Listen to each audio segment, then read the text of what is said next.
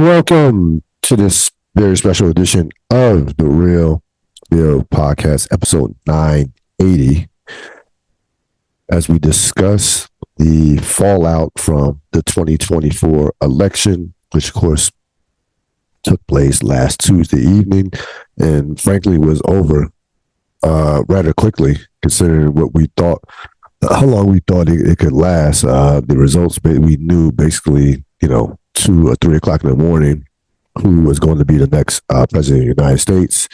Once again, it will be for the second time in 3 elections. It will be Donald J. Trump, along with J.D. Vance as his vice president. The race, the numbers, when you look at them, were pretty overwhelming. Trump won every swing state. He flipped Georgia. He flipped Pennsylvania.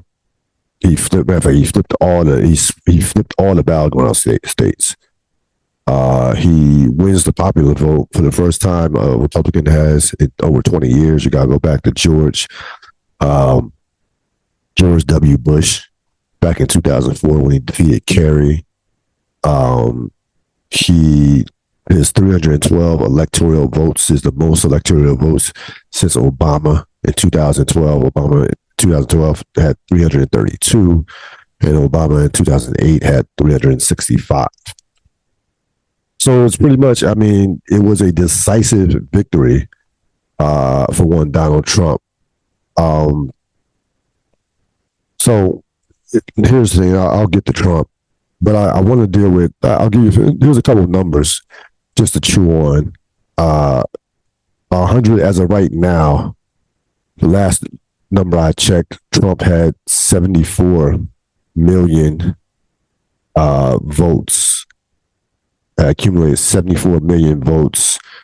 Just checking now to want this thing to be accurate.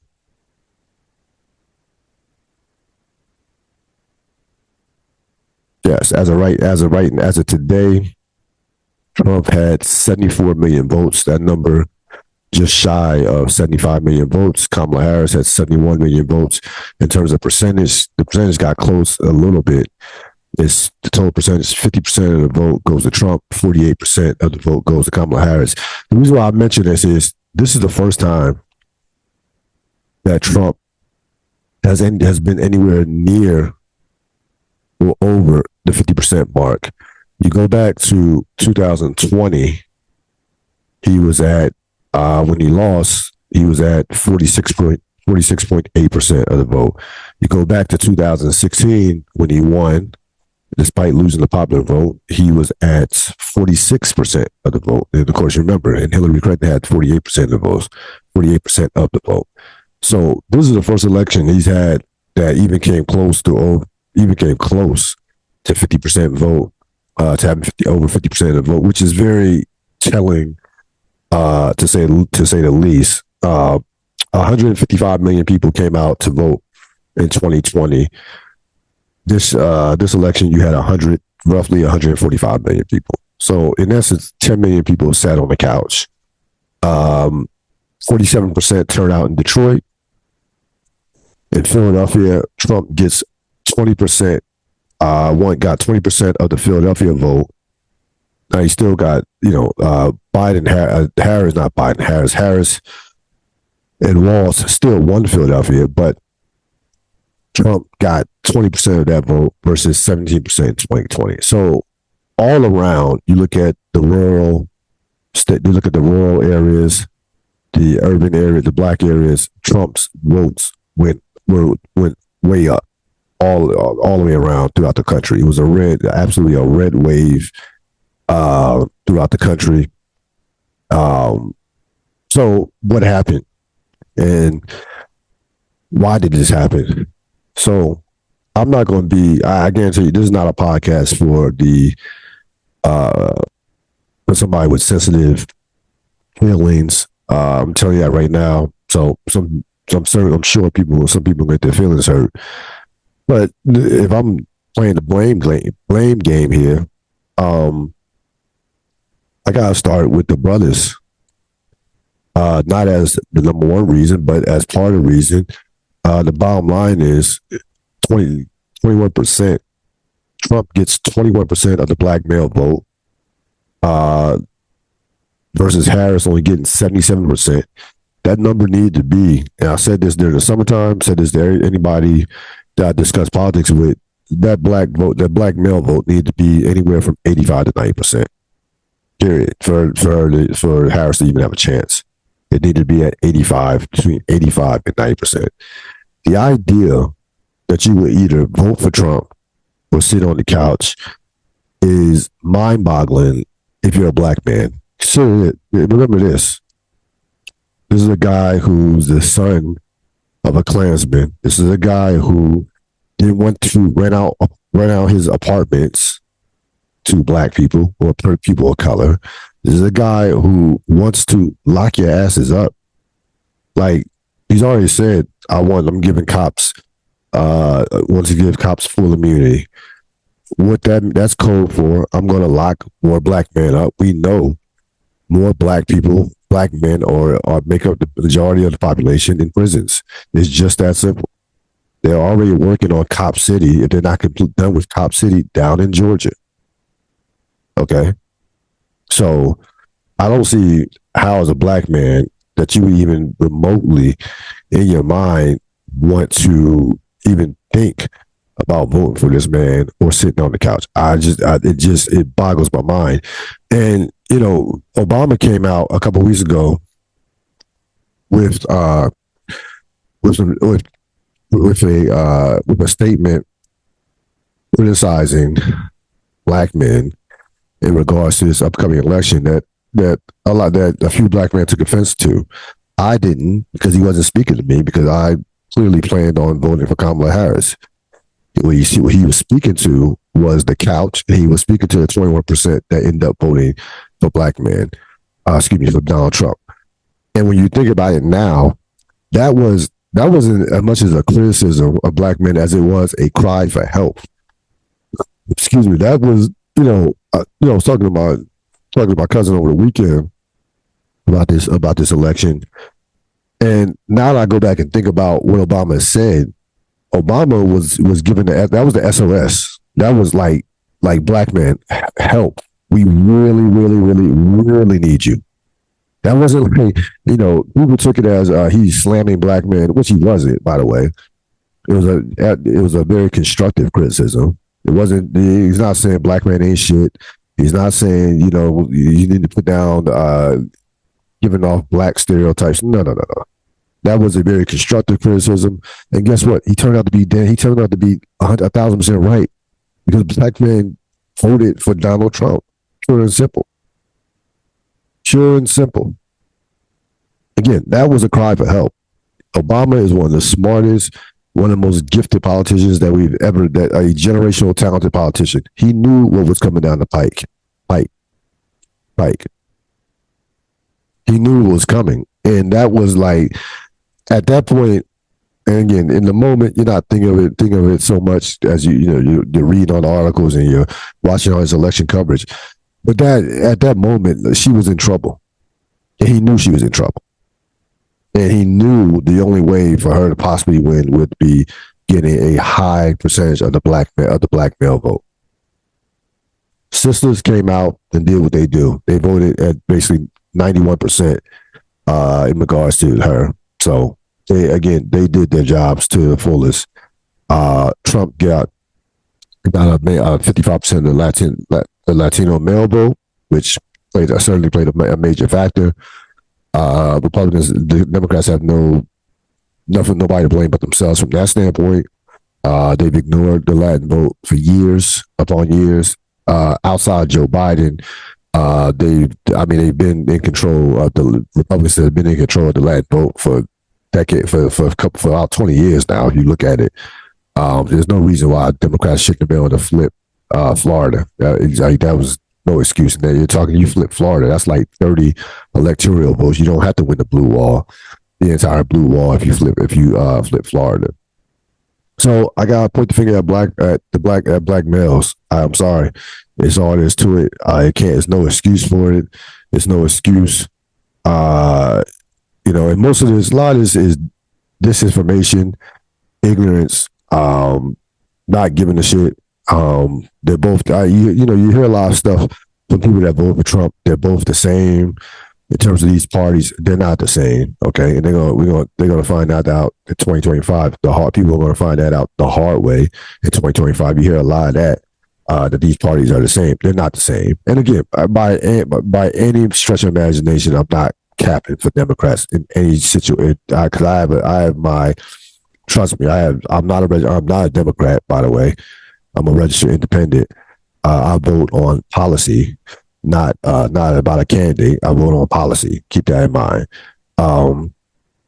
But there's a lot of ignorance, a lot of disinformation out there, and Democrats have a major messaging problem. We all know this.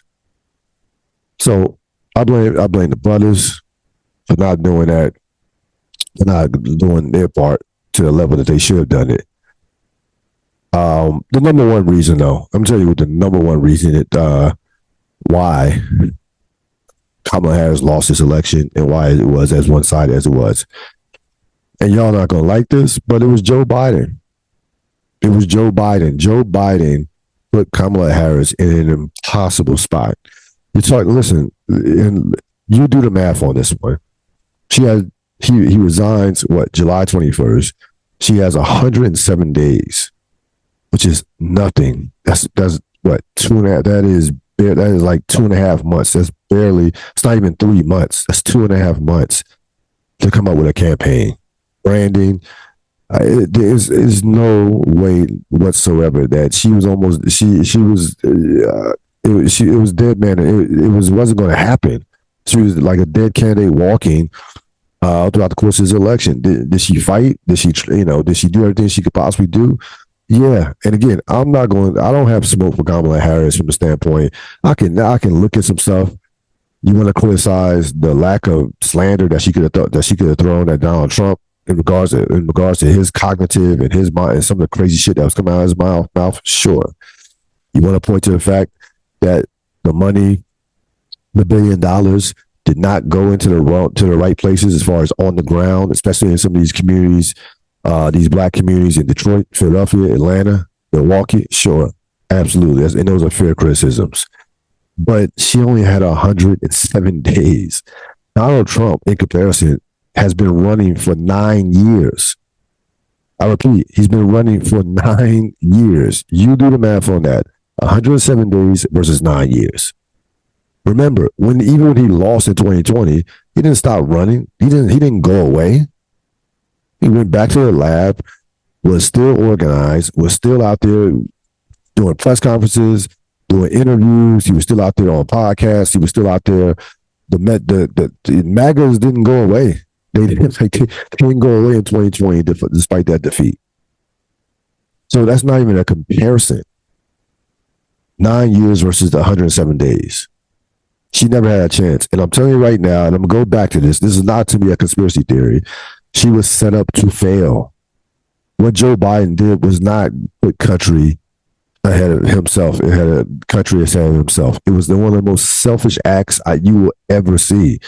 Because if you're Joe Biden, Joe Biden's been in politics for 50 or 60 years. You know that Kamala didn't have a chance to win. She didn't have a chance to win. And you gave into the pressure of these rich billionaire, the George Clooney's of the world and what have you, because they didn't want Kamala Harris in office. Because here's the thing, right? Here was the setup, okay? There wasn't a fear of Joe Biden losing and Donald Trump getting back in office.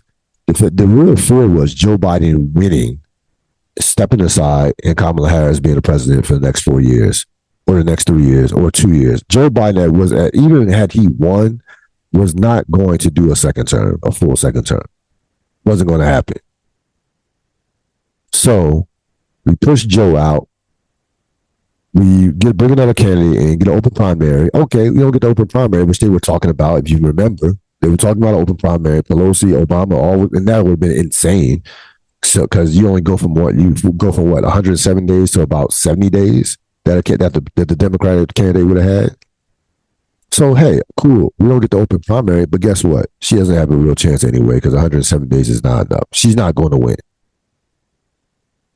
That's what that was what the ultimate plan was to me, to make sure that she was not going to get in office. And she would have had an easier time getting in office with Joe Biden running than actually her running. Because I'm telling you right now, it would have been Joe, you can say what you want, it would have been a toss-up between Biden and Trump. Biden still had pull in some of these swing states. Maybe he doesn't sweep all the battleground states, but Biden still had pull in some. It would have been a battle. It wouldn't have been like this.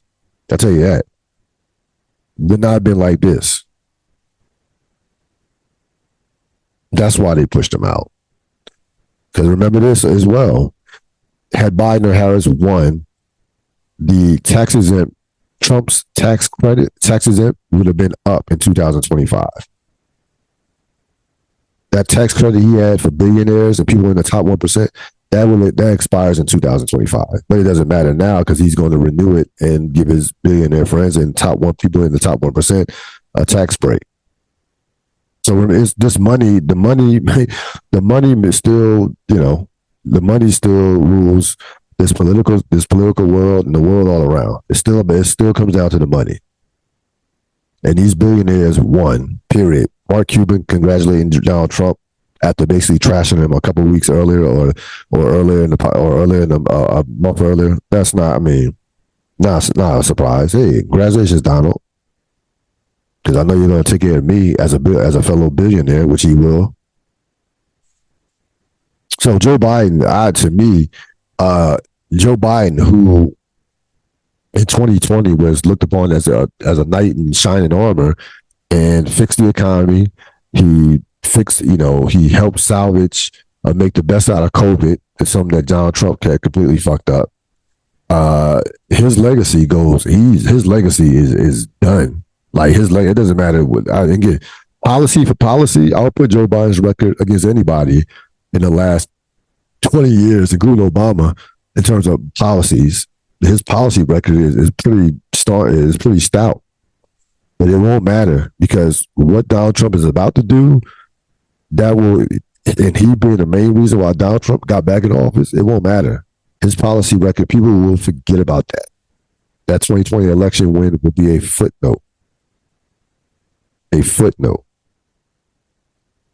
Joe Biden is the number one reason why Kamala Harris didn't win or didn't have a chance to win it, didn't have a chance in this election. Number one. Now we look at Donald Trump. Will be sworn in, I think, January 25th, 2025. 47th president is the oldest president. And again, if you look at his mental state and some of the wild shit that was coming out of his mouth, he's clearly in decline, mentally, clearly in decline. This almost makes sense that he's the president of the United States. And let me tell you why. As the country approaches its 250th anniversary coming up in 2026, July 2026 will be the 250th anniversary of this country. Who Donald Trump is, what Donald Trump represents, is where we're at in terms of as a country. Hate, racism, misogyny, and the epitome of white privilege. Donald Trump is the poster child of white privilege. 34-time convicted felon, rapist, a just horrible human being who cares nothing about himself, about greed, money, the whole night. He is the antithesis. He is the epitome of where America is right now. And the reason why you have Donald Trump is the reason why for the second time in 8 years, the reason why you have a Donald Trump is ignorance, stupidity, greed, and this appeal towards whiteness.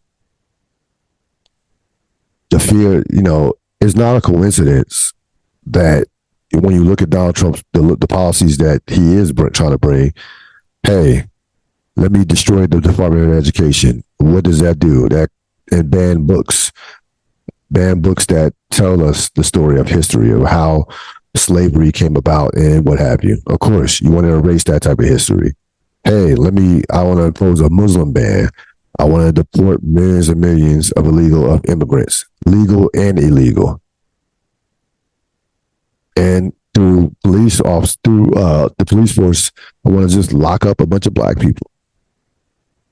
I think the writing is clearly on the wall of the type of America that Donald Trump wants, and that 74 million people want seemingly want as well. And that's where we are right now. So how do you combat this? And again, I want to tell you something right now too. And I've been hearing a lot of this. People who are opposing this thought process that Donald Trump is not going to be a dictator or attempt to be a dictator. Let me give you a dose of reality here. As of right now, Donald Trump will be his president-elect. The Senate is red. The House will be red, and the Supreme Court is MAGA. Donald Trump as of 2021, even before he was voted out in 2020, had appointed 226 judges to the Supreme Court. 226. The federal Supreme Court has a 6-3 conservative advantage. People said this, even if this race would have been close and it got to the Supreme Court, that favored the Republicans and that favored Donald Trump because they had the edge on that. And you don't think that makes a difference? Go ask Al Gore, because in 2000, when the election was stolen from him because of those votes in Florida and because of George Bush's brother, who was governor in Florida at that time, it went to a Supreme Court. Went to a Supreme Court. Bush won that 5-4, and Bush was then elected president in 2000. So yes, the Supreme Court matters. And in 2024, the Supreme Court is red. It's a MAGA court. So president, he controls the presidency, the executive branch, he controls the House, the Senate, and the Supreme Court. What's going to stop him from being a dictator? Like, y'all keep talking about J.D. Vance. No. Forget about J.D. Vance. Donald Trump does not intend on leaving the White House. Last time I keep hearing this, but last time when he tried to oppose, when he tried to oppose the election results, he lost. Yeah, of course he lost. He had no power at that point. He had been voted out. He had no power. And the Senate was about to be flipped towards blue anyway as well. This is not the same situation. So again, 248 years we've had a democracy that is in serious jeopardy. And if you don't believe it, you're just not paying attention. You haven't paid attention to what's going on over the last 8 years. I don't know what to tell you if you don't believe that. So, I hate to paint a bleak picture of what the future of this country is. I'm a realist.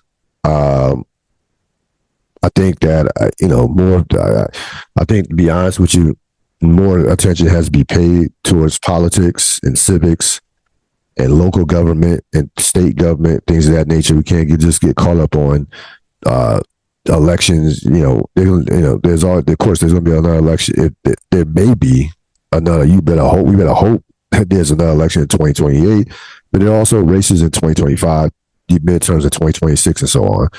So, don't get caught up in just the regular election every 4 years. That's not like there's more power, a lot of power at the state and in your local governments. And the bottom line is, ultimately, we have to educate, especially the youth. young people are the future, the present and the future. I'll be very, very. I'm still waiting on those millennial and Gen Z numbers as far as voting. They haven't all those numbers haven't come out yet, so I'll be intrigued by that.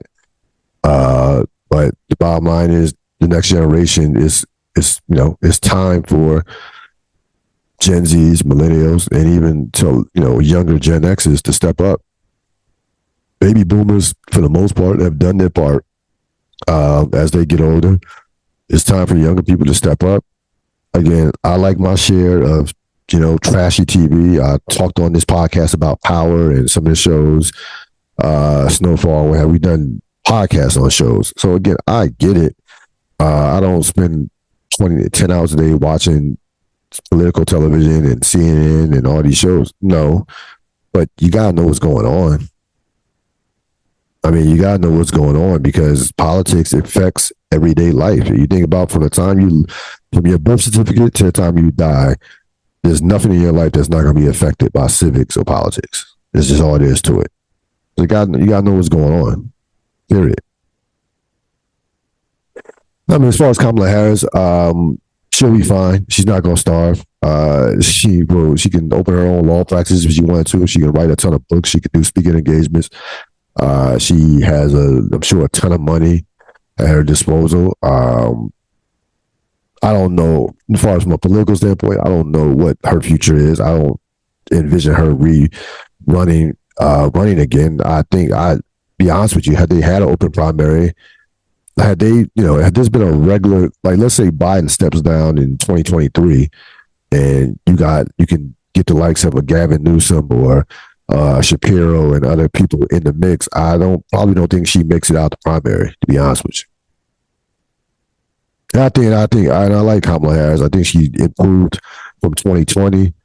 But I don't think that, like, I don't envision her. I envision this probably was the best chance she had to being president of the United States.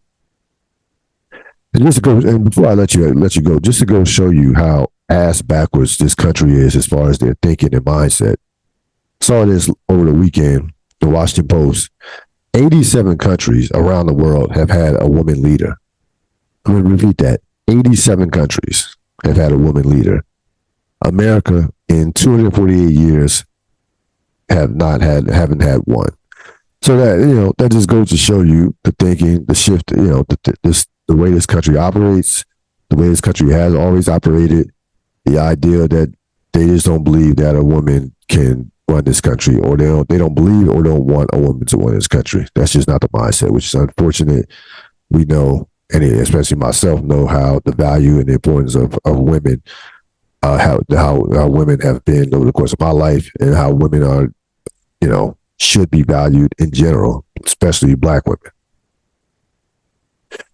That's going to wrap it up for this latest edition of the Real Deal podcast. We will be back later this week with our regular sports podcast as we look back at a NFL week number 10 and preview week number 11. And I will see you then. Have a great rest of your week. So long.